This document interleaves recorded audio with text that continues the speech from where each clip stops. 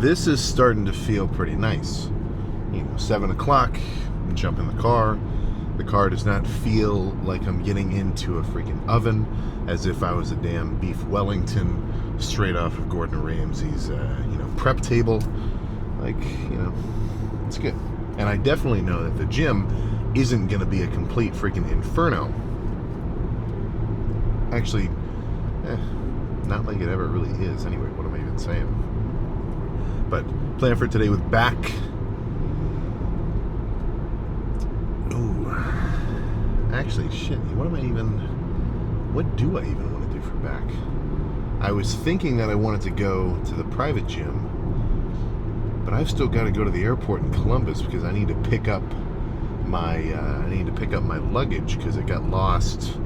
Not lost, but just like rerouted. I think I might have made a wrong turn.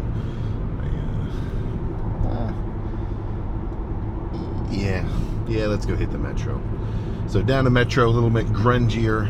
It's a badass freaking gym. That'll be the plan. Yeah, that's where we're headed for back. That'll be good. But yeah, I just completely derailed my conversation just by forgetting where I was going. But no, that'll be cool. So pull downs, rows, definitely a little bit more lat focused than not. Partially just because I want wider lats. Actually, I guess that's kind of the main reason. Honestly, for me, when I see guys who get a little bit too into it with their traps, it can it's almost a little too much. I feel like I don't look at myself and think, man, I wish my traps were bigger. That's kind of just the state of being that I'm at now. But yeah, I think this off season is going to come to an end,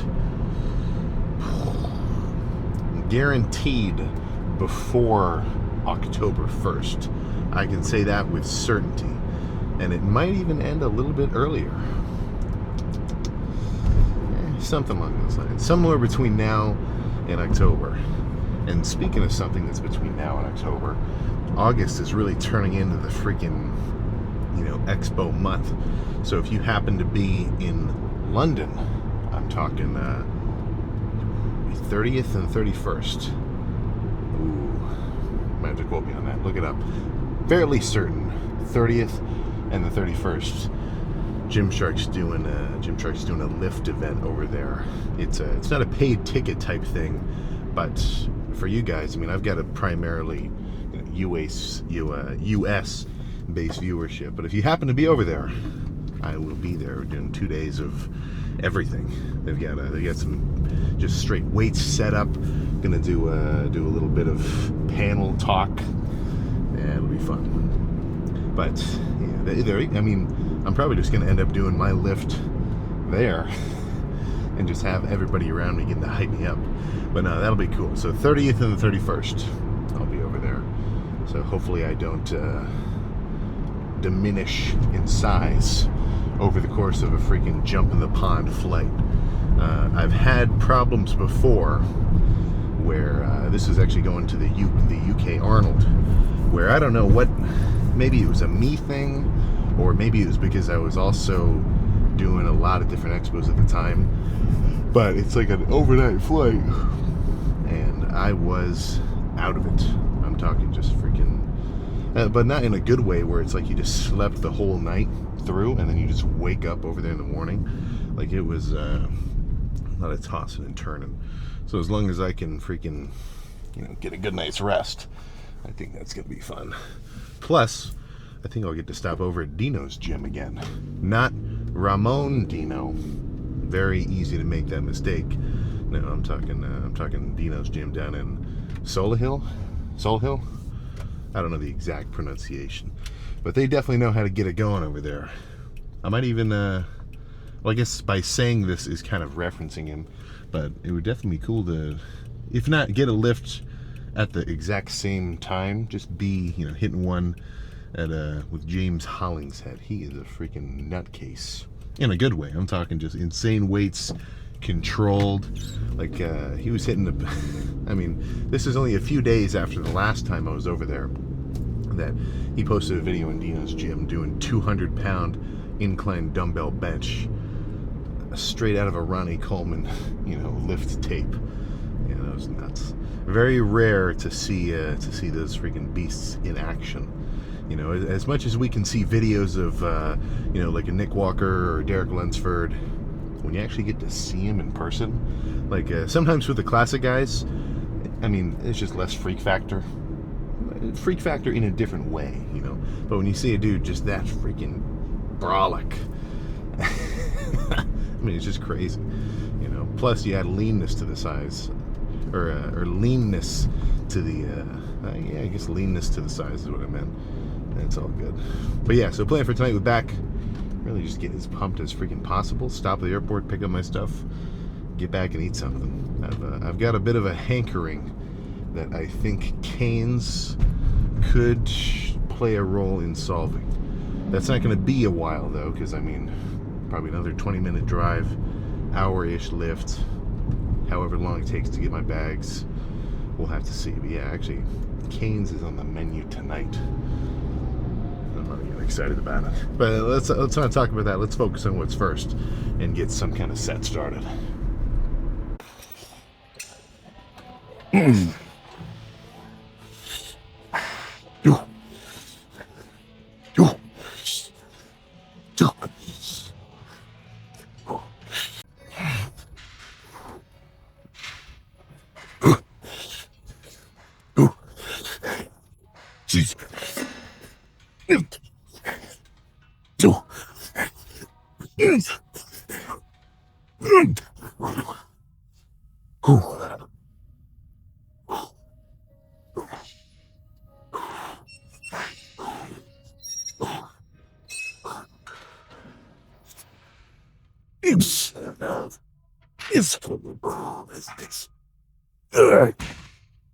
Okay.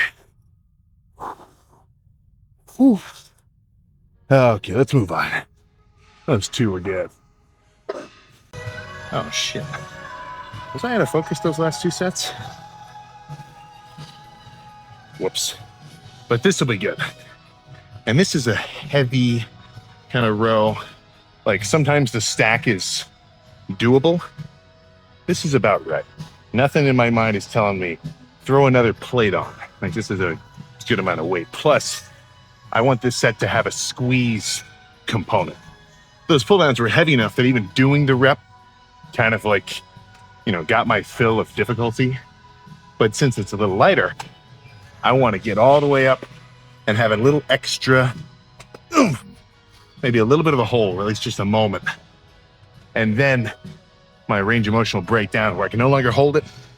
And it'll just be like a few partials until I can say that was enough. But let's get real. Oh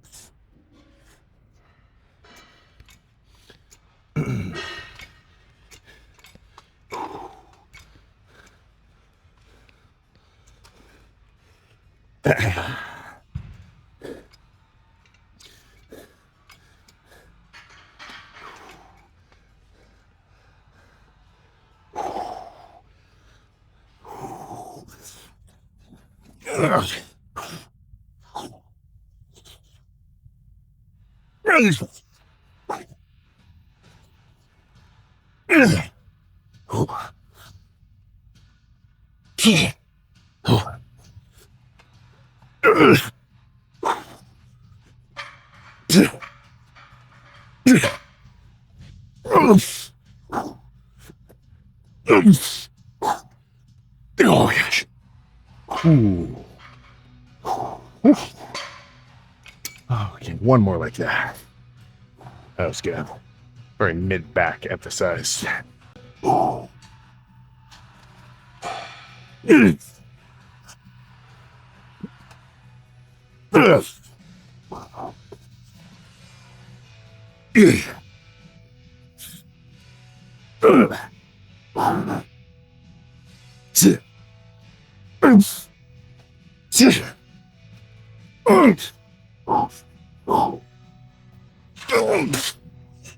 Okay. Ooh. Okay. All right.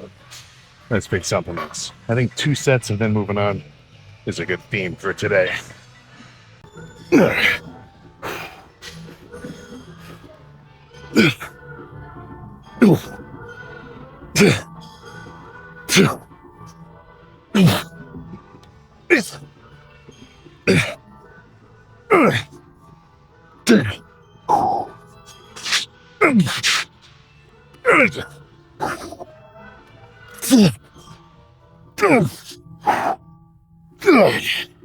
Ooh, goodness. Just one of these.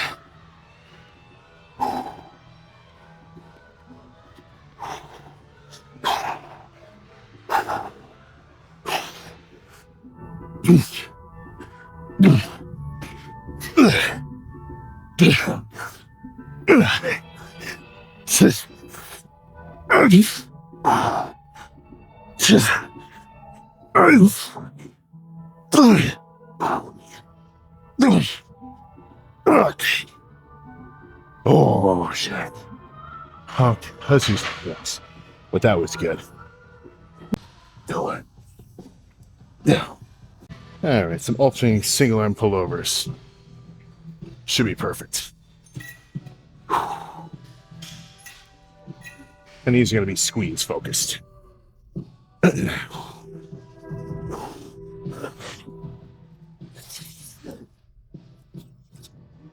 Yeah. Yeah.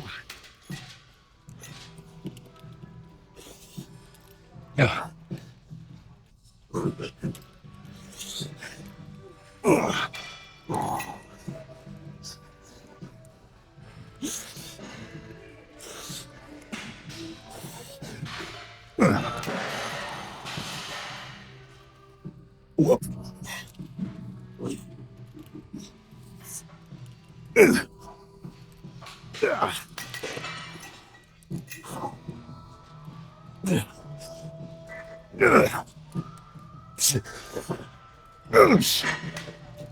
Oh, yeah.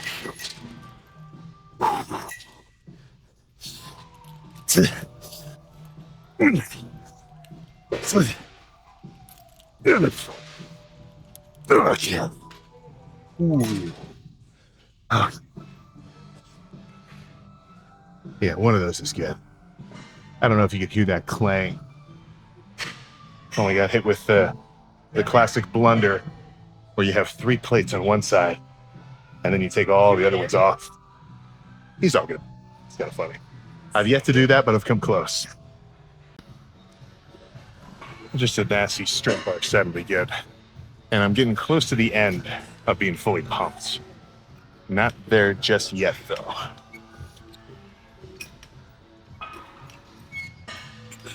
But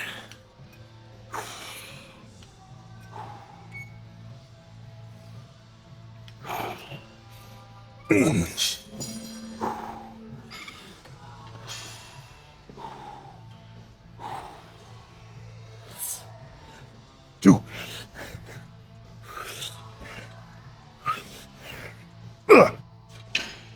Two.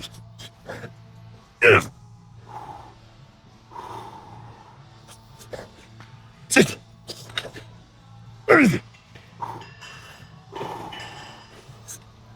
Sit. Okay. Woo. Okay. Ah, shit. Let's find some lighting. That's good. Oh.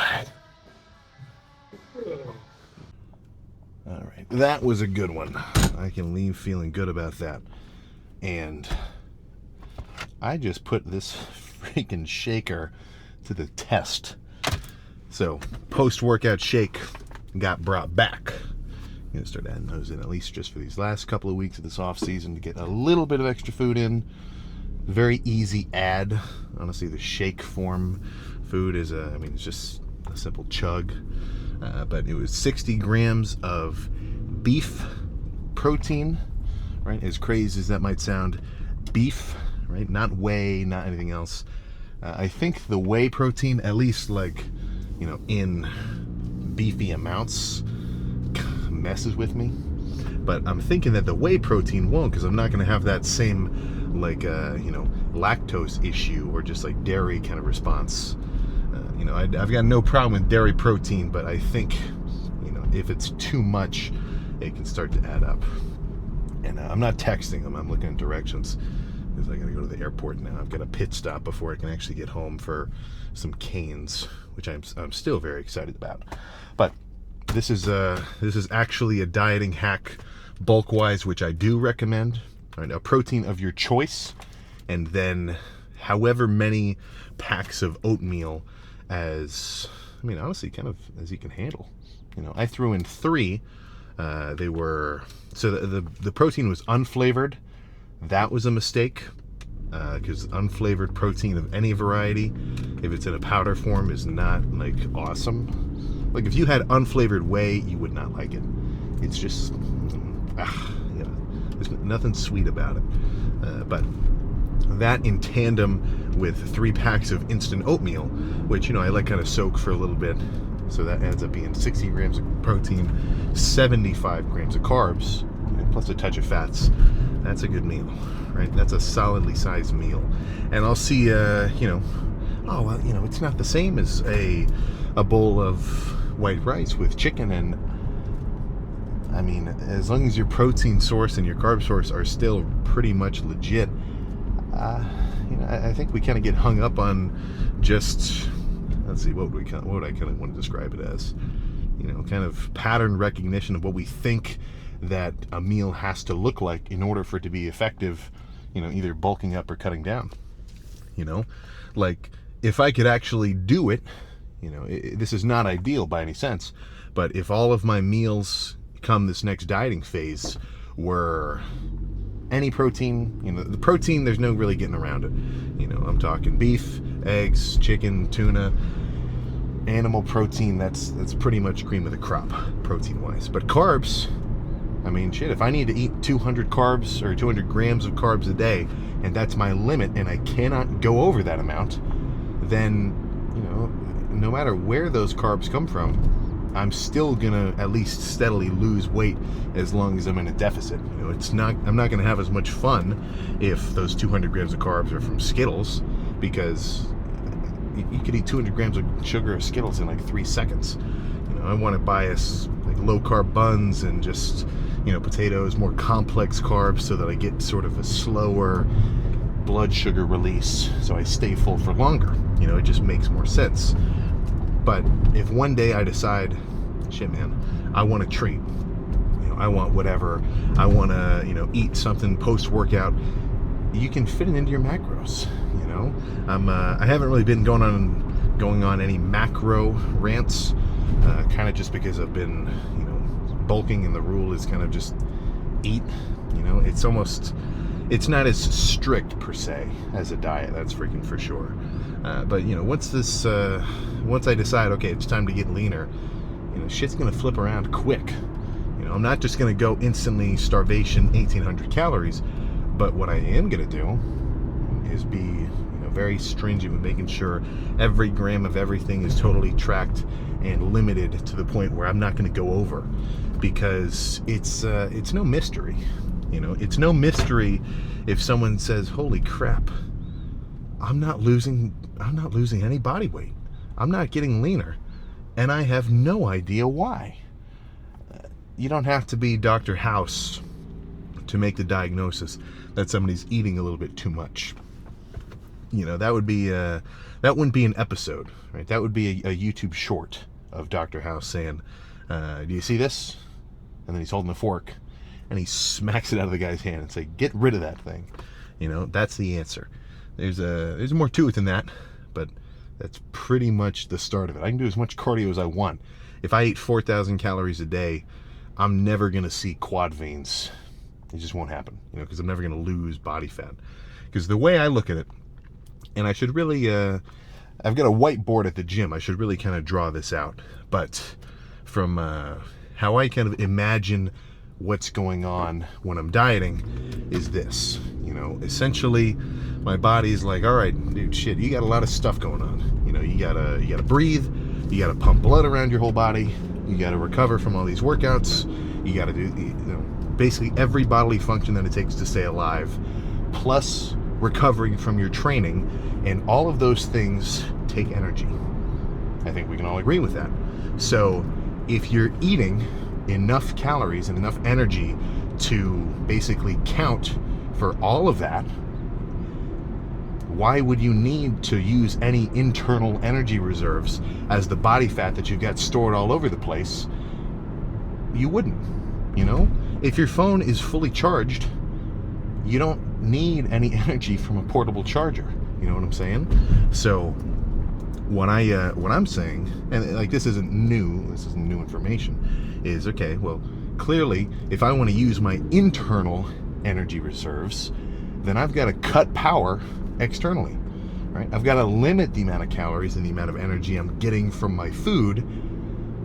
And if I have to, you know, have enough energy to run or just burn enough calories to stay alive and recover from everything, then I'm giving my whole body system no choice but to run off of the energy that it's got internally, you know?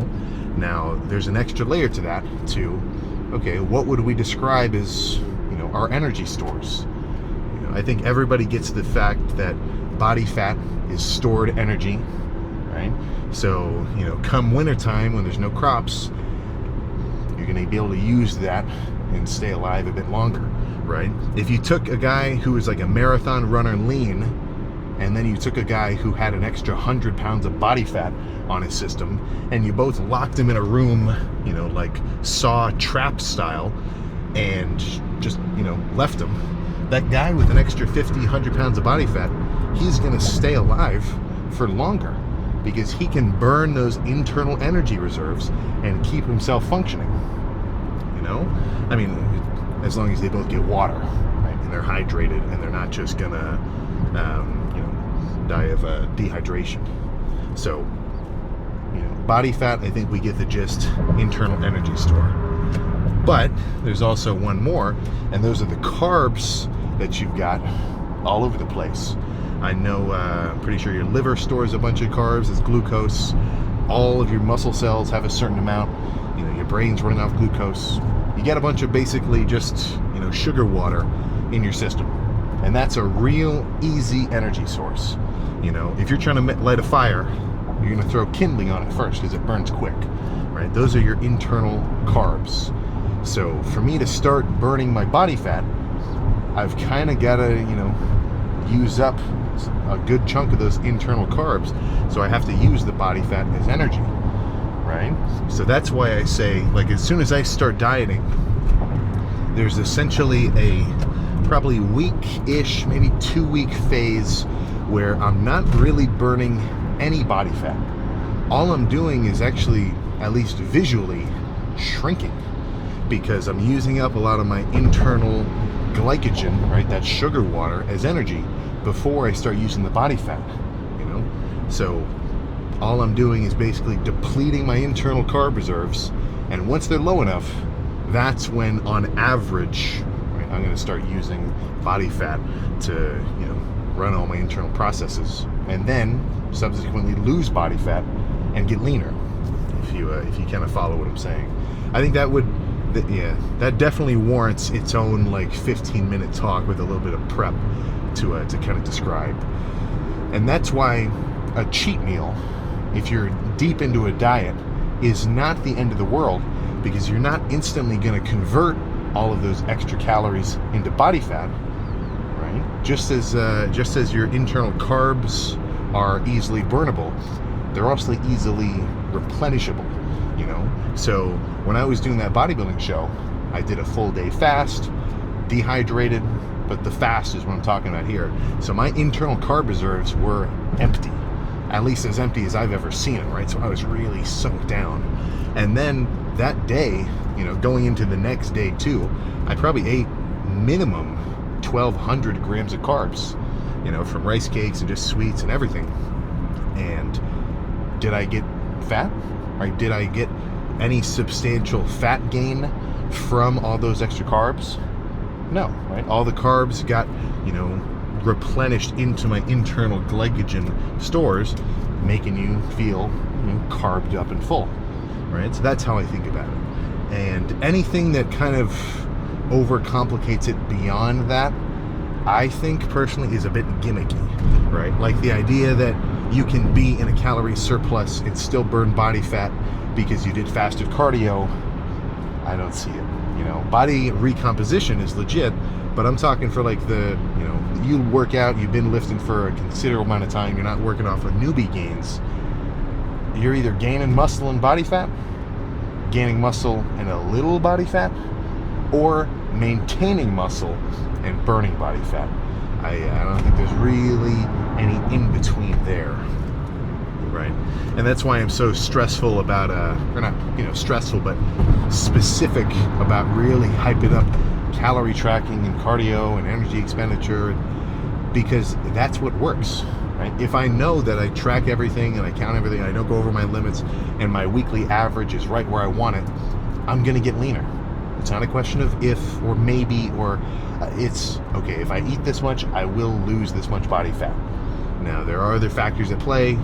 Those are things you just kind of have to learn for yourself, you know, but it's as simple as that, but it's not as easy as that. He's kind of my finisher there, you know. It's like watching somebody dunk a basketball. All you have to do is jump and put it in the hoop. Right? A little more to it than that, but if you break it down to its core components, that's all. If you get what I'm saying. But I've got another 10 minutes till I have to.